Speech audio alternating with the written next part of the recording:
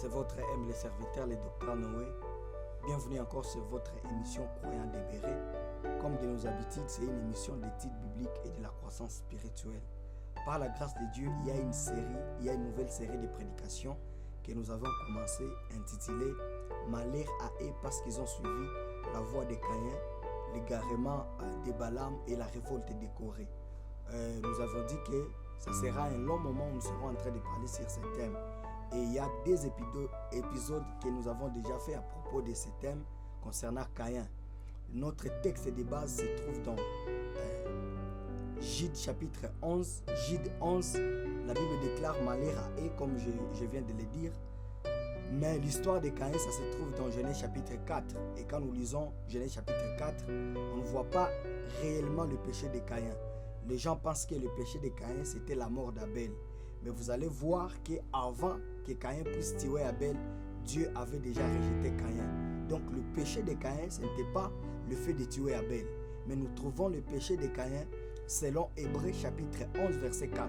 La Bible dit que c'est par la foi qu'Abel offrit un sacrifice plus excellent que celle de Caïn. C'est par elle.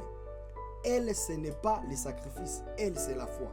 C'est par elle qu'il fut déclaré juste. Donc Dieu a agréé le sacrifice d'Abel, c'était par la foi.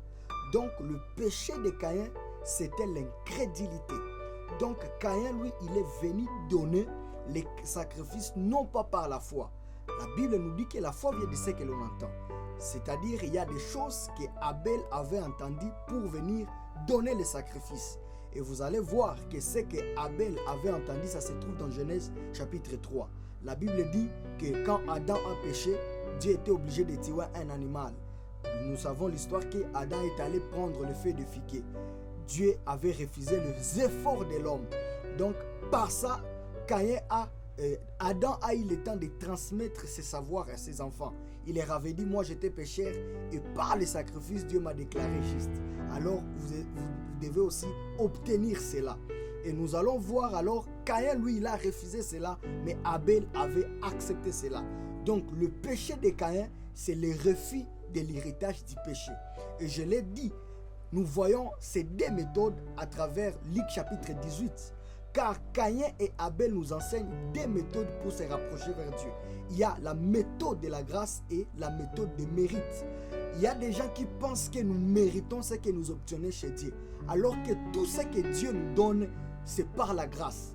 Parce que vous devez savoir que quand Dieu est venu vers Adam, il lui a posé à Adam, où es-tu? Mais vous allez voir que Adam a mal répondu à une bonne question, mais lui il n'avait pas entendu la question. La question était où es-tu? Ça concernait le lieu. Mais lui il a parlé d'identité. Il a montré le vêtement. Dieu a posé où es-tu? Adam a dit c'est parce que je suis né.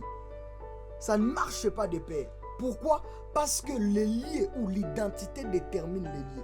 Donc, Dieu, Adam, il a compris directement ce que la nature que je porte ne m'oblige pas ou ne m'impose pas à être là où Dieu veut. Question d'aller au ciel, ce n'est plus question de lieu, mais c'est question d'identité. Donc, Adam savait aussi, pour être là où Dieu m'a mis, la question ou la réponse, ça concerne l'identité. La nature, donc le lieu que Dieu nous donne, ça n'a rien à voir avec ce que nous faisons, c'est la nature que nous portons. Et aujourd'hui, quand j'étais en train d'expliquer le péché de Caïn dans des vidéos précédentes, et j'ai expliqué c'est quoi le péché. Vous allez voir que l'origine du péché, c'est au ciel. Ça, c'est un autre sujet qui parle du diable. Le premier à pécher, c'était le diable. Mais le premier maintenant à désobéir ou à pécher sur la terre, c'était Adam. Mais par le sacrifice, Adam était justifié. Mais on a vu aussi le péché comme nature et le péché comme acte. Et j'ai dit, ce qui pousse les gens d'aller en enfer, ce n'est pas ce qu'ils commettent selon les Écritures. Parce qu'il y a le péché comme nature et il y a le péché comme acte. Les gens n'iront pas à l'enfer parce qu'ils sont impudiques. Les gens n'iront pas en enfer parce qu'ils sont voleurs. Les gens iront en enfer parce qu'ils n'ont pas accepté Christ. Selon Jean chapitre 16, verset 7, la Bible dit, car le plus grand péché, parce qu'ils n'ont pas cru au Fils de Dieu. Donc le péché, ce n'est de pas croire au Fils de Dieu. Et c'est ça la voie de Caïn. Donc la voie de Caïn, c'est quand l'homme dit, moi je n'ai jamais péché, je n'ai jamais fait aucune chose de mal. Et nous voyons ce genre de gens qui disent que moi je ne suis pas pécheur parce que je fais. C'est ça d'ailleurs la grâce. Il y a des gens qui disent que je n'ai jamais fait un acte de péché, donc Dieu ne peut pas me compter comme un pécheur. Alors que nous ne sommes pas des pécheurs parce que nous péchons, mais nous péchons parce que nous sommes des pécheurs. Donc nous sommes des pécheurs par nature. Et aujourd'hui, j'ai vu mieux maintenant de mettre la liaison entre le péché et les sacrifices. Pourquoi le péché marche de pair, marche toujours ensemble avec les sacrifices? Parce que quand Adam a péché, directement Dieu était obligé de faire un sacrifice pour Adam. Et vous allez voir, dans tout l'Ancien Testament, Dieu exigeait un sacrifice pour le pardon du péché, malgré que c'était un symbole, ce n'était pas la réalité, raison pour laquelle, malgré que Dieu avait donné à Adam la peau de l'animal, il lui avait chassé en Éden, parce que c'était une représentation, c'était juste un symbole, alors que ce n'était pas la réalité. La réalité, c'était alors Jésus-Christ. Et la couverture, c'est ce qu'on appelle l'expiation, selon Hébreu.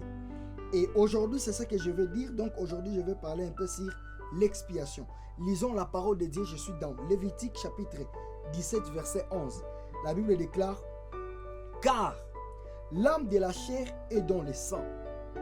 Je voulais donner sur l'autel, afin qu'il servit d'expiation pour vos âmes, car c'est par l'âme que le sang fait l'expiation. » Donc, il y a l'expiation qui est par le sang. En hébreu, l'expiation veut dire couverture. Mais en grec, l'expiation veut dire satisfaction. Selon Lévitique chapitre 17, verset 11, la Bible déclare, « Car l'âme de la chair est dans le sang, je voulais donner sur l'autel, afin qu'il servit d'expiation pour vos âmes, car c'est par l'âme que le sang fait l'expiation. » Et aujourd'hui, je vais essayer un peu de parler de l'expiation. En hébreu, l'expiation veut dire couverture, tandis qu'en grec, c'est l'effet de satisfaire. Donc, l'expiation, c'était une manière que Dieu utilisait pour couvrir nos fautes. Ça s'est passé comment? La Bible déclare qu'on devrait amener un animal parce que la Bible donne une révélation au début et cette révélation commence à s'agrandir. Pourquoi? Parce que Dieu ne donne pas directement la pensée. Dieu donne la lumière afin qu'on puisse comprendre ce qu'il voulait dire après. Et cette pensée a commencé dans Genèse. Nous voyons que dans Genèse, Dieu a pris un animal. Mais dans Genèse chapitre 4, la Bible dit qu'Abel, lui, il a choisi les animaux les plus gros dans le menu bétail. Il a différencié ce que Dieu avait fait. Plus tard, chez Noé, la Bible dit que Noé, lui, il avait pris les animaux pires. La révélation a commencé à monter à ce qui concernait les sacrifices. Vous allez voir chez Abraham, lui, il n'a pas donné les sacrifices. L'objectif, c'était le bélier, mais il a donné le fils. Parce que vous allez voir que le bélier et Isaac, tous symbolisent le Christ. Mais il y a le Christ vivant et le Christ ressuscité. Mais là, chez Abraham, la Bible nous a enseigné que les sacrifices ne sera pas un animal, ça sera une personne. Et plus tard, dans Exode 12, on a donné l'agneau, non pas pour une seule personne, parce qu'au temps d'Abraham, c'était juste pour une seule personne. Mais au temps de Moïse, c'était pour une maison. Donc la révélation a commencé à monter. Maintenant, dans Jean, chapitre 1, je crois verset 26, la Bible dit, Jean a dit, voici l'agneau qui vient pour ôter non les péchés d'une seule personne, non les péchés d'une famille, mais les péchés du monde entier. Donc Dieu donne le flash pour nous donner toute la révélation. Et là, l'expiation, on devait amener un animal et on posait les mains sur l'animal pour obtenir l'innocence de l'animal et donner les péchés. Donc tu donnes tes péchés à cet animal. Et la Bible déclare que c'était l'exemple. Pourquoi? Parce que l'animal n'avait aucun péché, mais l'animal était innocent. Mais le problème, l'animal ne pouvait plus ôter. C'est pourquoi l'animal couvrait les péchés. Donc Dieu a restauré les principes du sacrifice, la Bible déclare que c'était juste pour couvrir les péchés. Pourquoi? Parce que c'était un symbole. Alors que Jésus est venu, il est venu pour réaliser ce que les symboles symbolisaient. C'est pourquoi je dis que ce n'est pas Jésus qui va ressembler à l'Ancien Testament. C'est l'Ancien Testament qui ressemble à Jésus parce que Jésus était avant l'Ancien, parce qu'il était au commencement. Jean chapitre 1. Le commencement que la Bible parle, ce n'est pas le commencement du temps, c'est le commencement de l'éternité. Car le commencement du Genèse, ce n'est pas le commencement qui était avant le commencement. Le commencement qui était avant le commencement, c'est Genèse chapitre 1 et c'est Jean chapitre 1. La Bible dit au commencement était la parole. Donc si vous retournez en arrière, ce que vous retrouverez au commencement, ce sera la parole de Dieu. Alors Jésus-Christ, il est venu parce que les animaux de l'Ancien Testament devraient lui ressembler. Alors lui, il est venu comme la victime expiatoire. L'objectif, ce n'est pas de couvrir, mais l'objectif était de ôter les péchés. Et vous allez comprendre que Dieu, nous devons nous poser 4 questions par rapport au sacrifice. Parce qu'on ne peut pas parler du péché sans parler des sacrifices. Et c'est pourquoi vous allez voir que dans tout l'Ancien Testament, Dieu exigeait le sacrifice. Et j'ai noté ici 4 questions à se poser par rapport au sacrifice. La première question, pourquoi les sacrifices? Pourquoi Dieu a établi les sacrifices? La deuxième question, pourquoi Dieu a établi? Donc, la première question, il y a pourquoi le sacrifice est-il nécessaire? La deuxième des choses, pourquoi Dieu a établi les principes du sacrifice? La troisième des choses, pourquoi Dieu veut les sacrifices dans la Bible? Et la quatrième des choses, quelle est la révélation du sacrifice? La première question, pourquoi le sacrifice est-il nécessaire? Et c'est ce que je vais dire. Pour comprendre la nécessité du sacrifice, il faut comprendre d'abord Dieu. Et pour comprendre Dieu, il faut comprendre sa nature. Et pour comprendre la nature de Dieu, il y a 4 choses qu'il faut comprendre. La première des choses, je vais les citer et après je vais commencer à expliquer un à un. La première des choses à comprendre chez Dieu, c'est sa justice.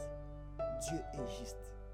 Donc, Dieu a restauré ou Dieu a établi le principe du sacrifice à cause de sa justice. Parce que la Bible est en train de dire le salaire du péché, c'est la mort. Donc Dieu ne pouvait pas laisser passer le péché d'Adam. Il fallait quelque chose dont devait mourir. Et Dieu, par sa justice, il a obligé la mort. Pourquoi? Parce que le salaire du péché, c'est la mort. Et gloire au Seigneur, c'est l'agneau qui était mort. Donc il y a la justice de Dieu. Je vais y revenir. La deuxième des choses, il y a l'amour de Dieu.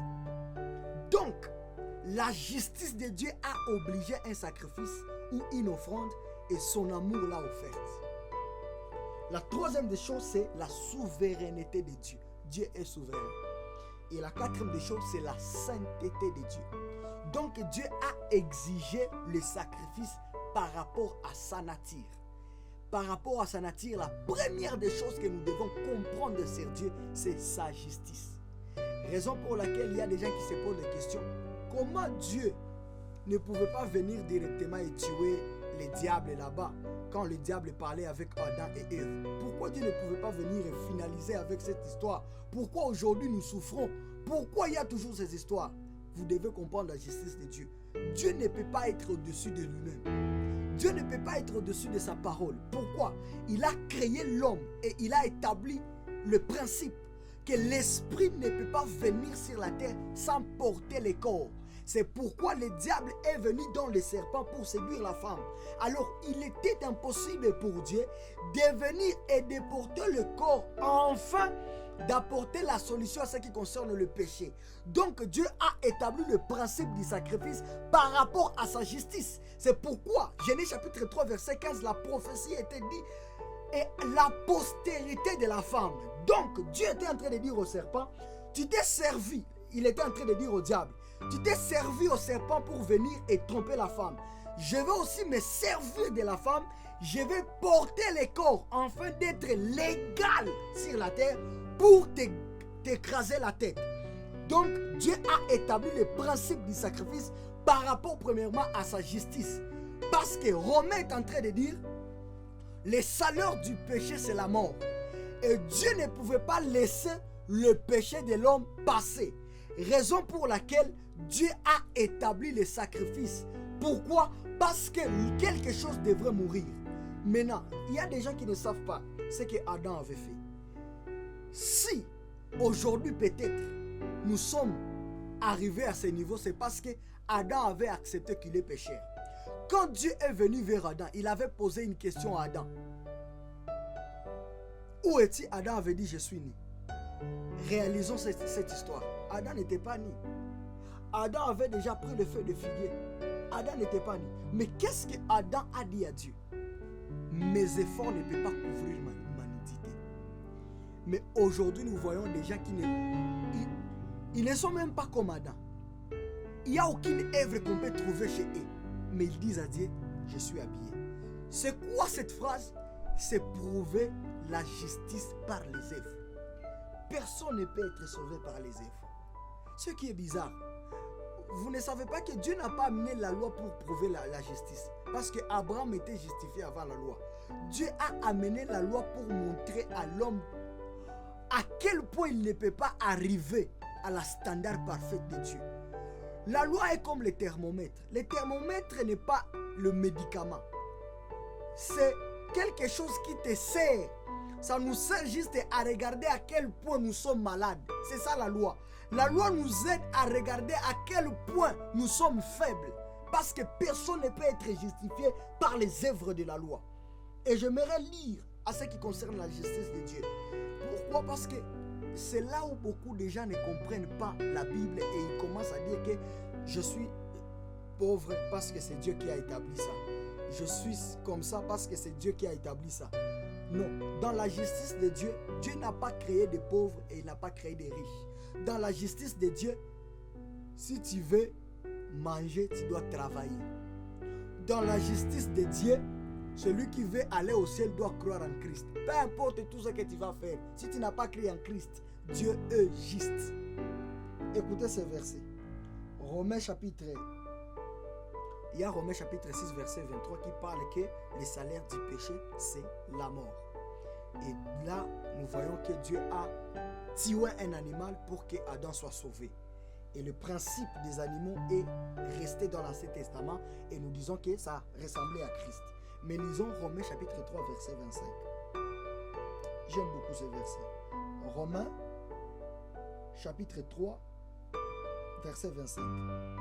La Bible déclare: celui que Dieu a destiné par son sang, Dieu a destiné Jésus-Christ par son sang à être, pour ceux qui croiraient, victime propitiatoire, afin de montrer sa justice, parce qu'il avait laissé impuni le péché commis auparavant.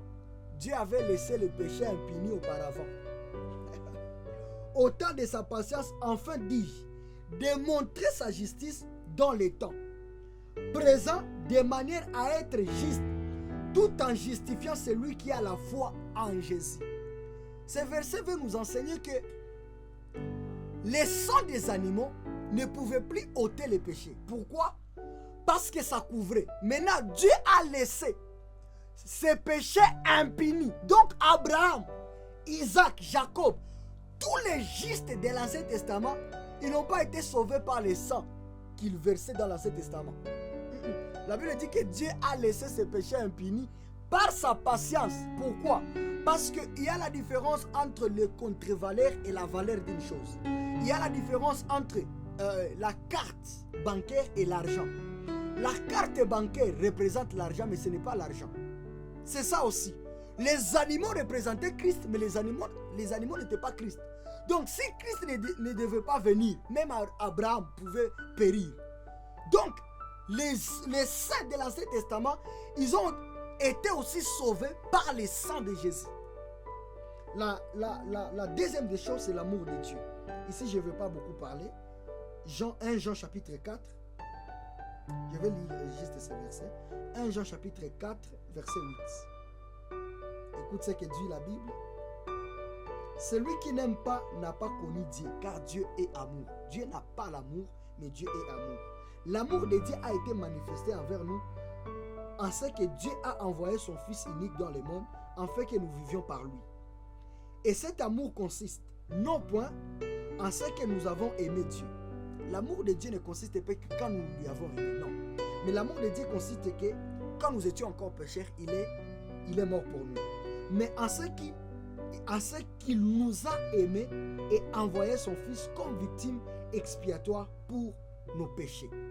Donc, notre amour, c'est la réponse à l'amour de Dieu. Parce que l'homme est incapable d'aimer Dieu. Il est incapable. La Bible dit dans la loi, tu aimeras ton Dieu. Tu aimeras ton Dieu par toutes tes pensées. Donc tu ne dois même pas penser à ta femme. Tu ne dois même pas penser à ton père. Est-ce que l'homme est capable de faire ça? Ça, c'est dans la loi. Ça, c'est l'amour de Dieu. La troisième des choses, c'est la souveraineté de Dieu. Et c'est là où je vais terminer. Je parlerai de la sainteté dans le nouvel épisode. Romains chapitre 9, verset 14. J'ai beaucoup aimé ce verset. Romains chapitre 9, verset 14. Romains chapitre 9, verset 14. La parole déclare, ça c'est la souveraineté de Dieu. Que dirons-nous donc? Que dirons-nous donc? Y a-t-il en Dieu de l'injustice? Loin de là. Car il dit à Moïse, je ferai miséricorde à qui j'ai fait miséricorde, et j'aurai compassion de qui j'ai compassion.